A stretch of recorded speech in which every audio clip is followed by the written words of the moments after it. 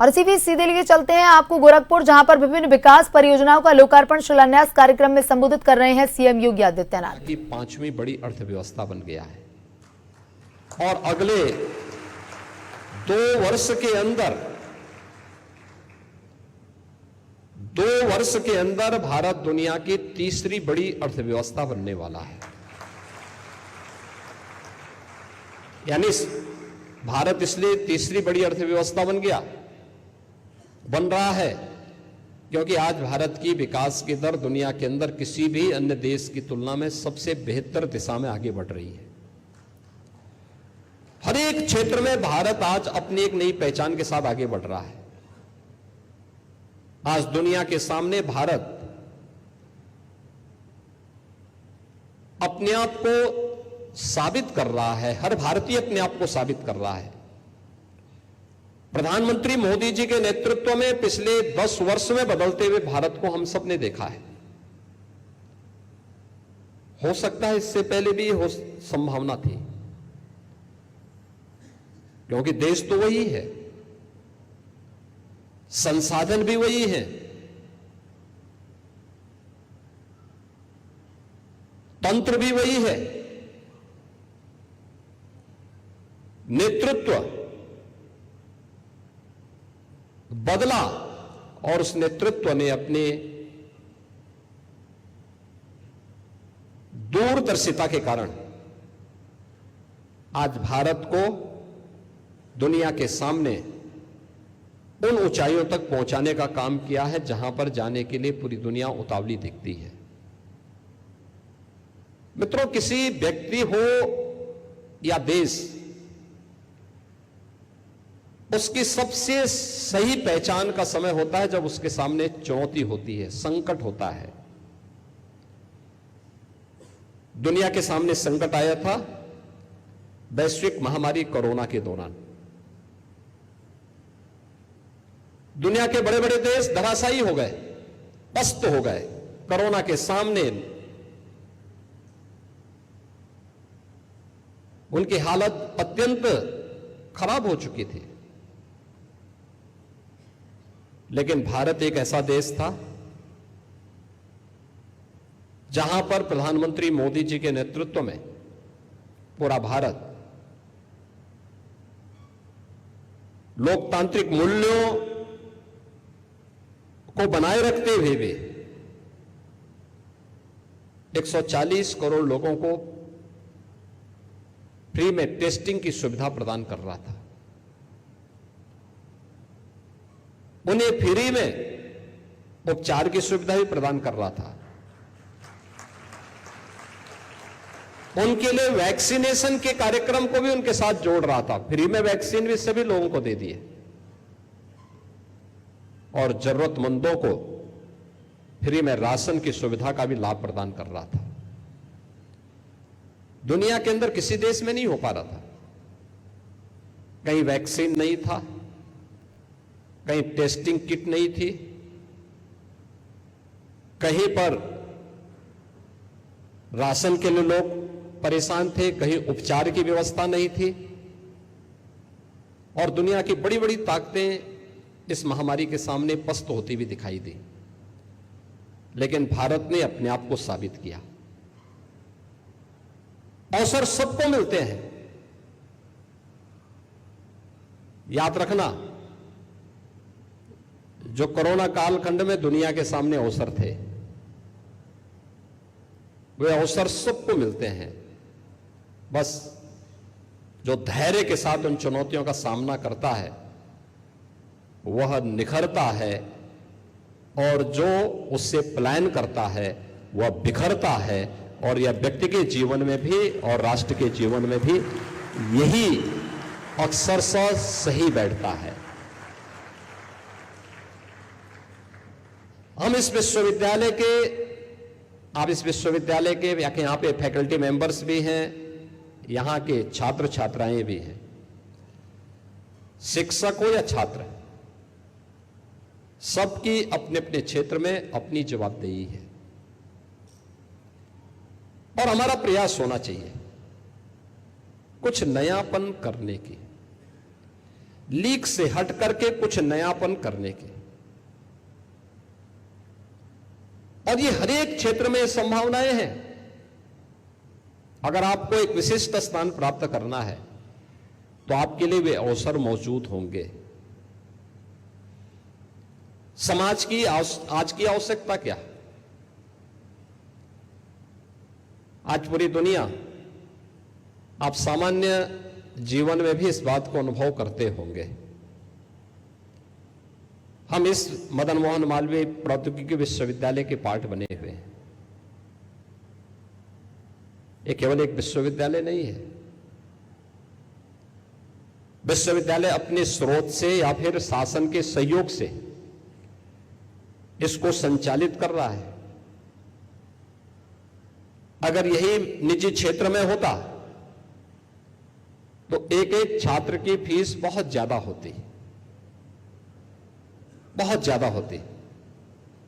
सामान्य छात्र उसको वहन करने में असमर्थ होता, चुनौती होती उसके सामने। लेकिन शासन ने उसको एक व्यवस्था के साथ जोड़ा कि हर एक छात्र को अवसर मिल सके, वह आगे बढ़ सके।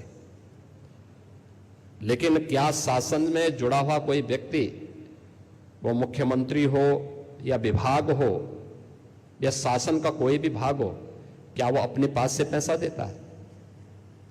नहीं। समाज के कंट्रीब्यूशन से, समाज का टैक्स पेयर जब पैसा देता है, सरकार उस रेवेन्यू को कलेक्ट करके फिर विकास के लिए एक बजट तैयार करती है और फिर अलग अलग विभागों को पैसा उपलब्ध कराती है। उन विभागों के माध्यम से, उन मंत्रालयों के माध्यम से संबंधित विभाग को पैसा जाता है और फिर आपकी संस्था में भी पैसा जाता है।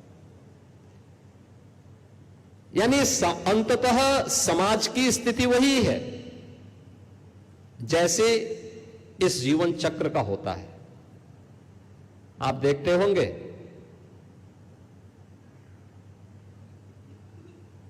कि बरसात होती है, पानी बरसता है और पानी नदियों के माध्यम से फिर समुद्र में चला जाता है। समुद्र से वाष्प बनकर के कब और फिर बादल बना है किसी को दिखाई नहीं देता है, लेकिन फिर आवश्यकता के अनुरूप समान रूप से सभी जगह बारिश करते हुए फिर उस चक्र को चलाता रहता है। और उसी पर आधारित होती है शासन की व्यवस्था भी। टैक्सेशन सरकार का उसी पद्धति पर आधारित होता है।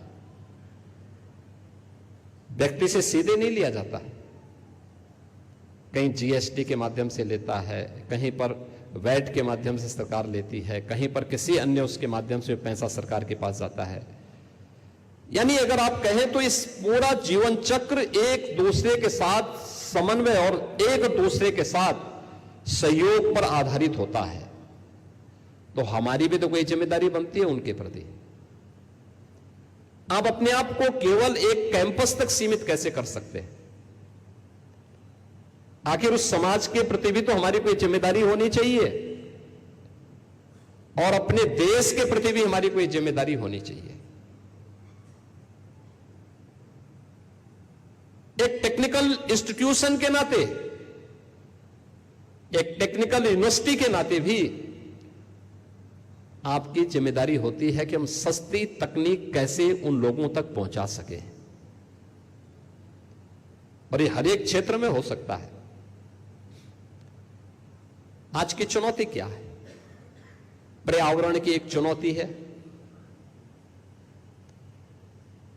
प्रत्येक व्यक्ति के पास उसका आवास बने, लेकिन आवास टिकाऊ तो हो लेकिन सस्ता भी हो।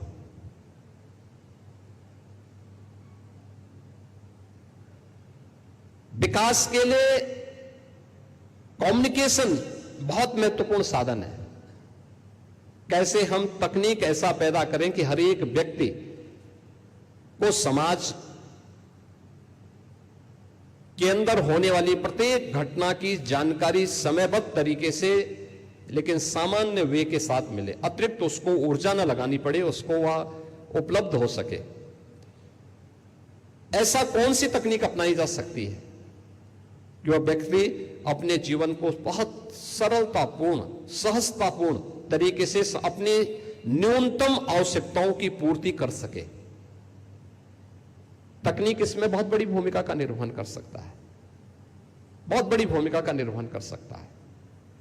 लेकिन तकनीक इतनी महंगी न हो कि वो एक सामान्य नागरिक की पहुंच से दूर हो जाए। तकनीक से पिछले 10 वर्ष में देश के अंदर बहुत परिवर्तन हुए, लेकिन दैनिक जीवन की स्थिति, दैनिक जीवन में हम उसका उपयोग कैसे कर सकते हैं? अब हर वर्ष हम लोग आवासीय व्यवस्था के लिए, गरीबों के लिए प्रधानमंत्री आवास योजना या मुख्यमंत्री आवास की योजना निकालते हैं। सरकार का शेयर उसमें होता है, सरकार उसको ग्रामीण क्षेत्र में 1,20,000 रुपए देती है, नक्सल प्रभावित क्षेत्रों में 1,30,000 रुपए तक की राशि हम उसे प्रदान करते हैं। शौचालय के लिए अलग से 12,000 रुपए की राशि अतिरिक्त उपलब्ध करवाते हैं। नगरीय क्षेत्र में 2.5 लाख रुपए की एक राशि हम उस गरीब को उपलब्ध करवाते हैं।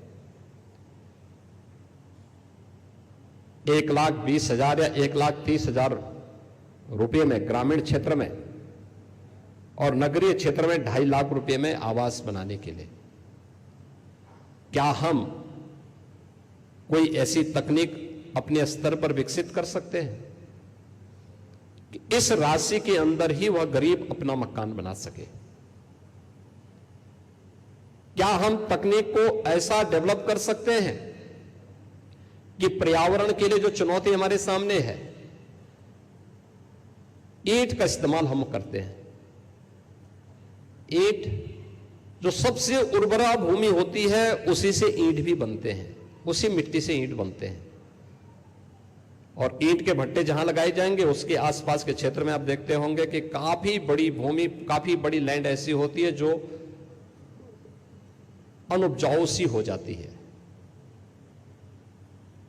बहुत पहले से आप भी सुनते रहे होंगे, कहीं ईंट का भट्टा लगता है, उसके अगल बगल कोई बाग होगा, वो बाग खराब हो जाता है। अगर आप कभी सर्दियों में ईंट के भट्टे के आसपास के क्षेत्र में ग्राउंड वाटर इस्तेमाल करिए, आपको बहुत गर्म मिलेगा, बहुत गर्म मिलेगा। सामान्यतः ग्राउंड वाटर की स्थिति क्या है?